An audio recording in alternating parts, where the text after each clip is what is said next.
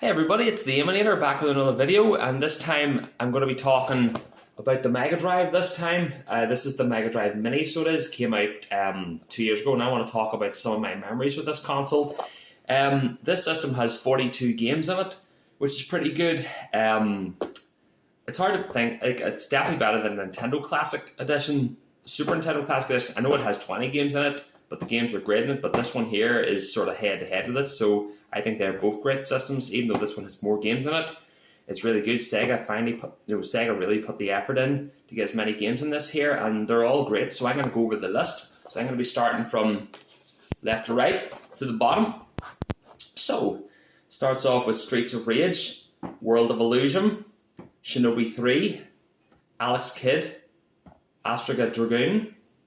You've got Altered Beast, Story of Thur, Castle of Illusion, Castlevania, New Generation, and then you have Columns, you have Comic Zone, Predator, which is known as Conjure, a Hard Corpse, you have Dynamite Headdy, you've got Earthworm Jim, you have Echo the Dolphin, Eternal Champions, Ghouls and Ghosts, Golden Axe, Gunstar Heroes, you have Kid Chameleon, Landstalker, Light Crusader, Mega Man The Wily Wars, you have Monster World 4, you have Fantasy Star 4, Dr. Robotnik's Mean Bean Machine, you have Road Rash 2, you have Shining Force, you have Sonic Spinball, Sonic the Hedgehog 2, you have Space Harrier 2, Street Fighter 2, the Championship Edition, you have Strider, you have Darius, Tetris, you have Super Fantasy Zone, you have Thunder Force 3, you have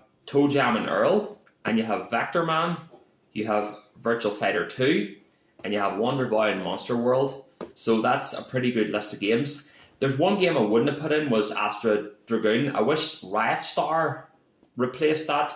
I'm quite shocked that Riot Star didn't get into this system, which is quite surprising, but overall the games were great. Well, I kind of knew Sonic 3 wasn't going to get in, and Sonic and Knuckles, because because of Michael Jackson, he created the soundtrack for the game back in the day, but because he's not around anymore, the Sega didn't have enough money to pay the Jackson estate for it. But obviously, because Sonic's 30th anniversary is this year, there's a Sonic collection coming out next year, I believe. It's called Sonic Origins. You're going to have Sonic 1, Sonic 2, you'll have Sonic 3, Sonic and Knuckles, and you've got Sonic CD. So there's 5 Sonic games confirmed for the collection. It's coming out on modern consoles in 2022, so at least, Sega must have had enough money to pay the Jackson estate, because, people can't wait to play Sonic 3 again. Sonic 1, Sonic 2, I've played them games thousands and thousands of times, and I obviously can't wait to play Sonic 3 again on the consoles. But anyway, that's another topic. I'm going to talk about this system. Yeah, the games are pretty good in this collection. I used to own one of these consoles back in the day, with the Super Nintendo as well. They also came out around the same time. Like I say, I had Sonic 1 and Sonic 2. I also had Sonic 3, Sonic and Knuckles and all. And then I also had Castle of Illusion and World of Illusion, which is great games. And then I had all the Streets of Rages, but I knew they were going to put Streets of Rage 2 in because it's the best one out of them. I had Golden Axe 1 and 2, I believe. Golden Axe was a great game back in the day. Yes, and as I say, Streets of Rage was definitely great. I used to love playing it in the dark, so I did, because it takes place in the dark. It's like a side-scroller beat them up game. And I remember back in the day, I used to turn the lights out at dark time, and I used to play through it and all, because you were in like the streets and all. So it was a great game. So it was. What else did there? I also had. I didn't have a lot of games for the Mega Drive back in the day. I also had Aladdin and the Lion King as well. They were good, but they're not, but the only Disney games they had on was Castle of Illusion and World of Illusion. So, but they were great games as well. I remember playing them with a mate of mine, and World of Illusion used to be 2-player, and he used to play as Mickey Mouse, I used to play as Donald Duck, and and we had a lot of fun memories with it as well. Like the first level was where you're in a forest, and then there's one where you're in a ship, and then you're in the sky as well and all. There's some good levels in it. Same with Castle of Illusion as well.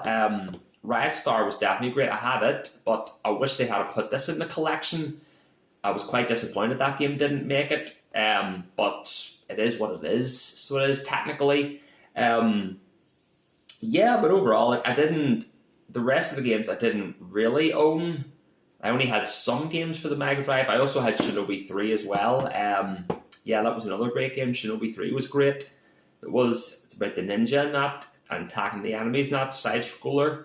It is now. Yes, it was great. I didn't have this. I didn't have Mega Man and Street Fighter on the Mega Drive. I had the Super NES versions. Same with Castlevania. But it was good to finally experience these games because the likes of Mega Man, the Wily Wars, and Castlevania New Generations, they are really high priced at the minute on eBay. There are like a few hundred at least, so they're going for whenever I last checked. So it's good that they have this in the collection. The emulator is really good. Sega used a new emulator, and it was M2 that did it, and they did a great job. Quality is great on it. Same with the Nintendo and the Super Nintendo.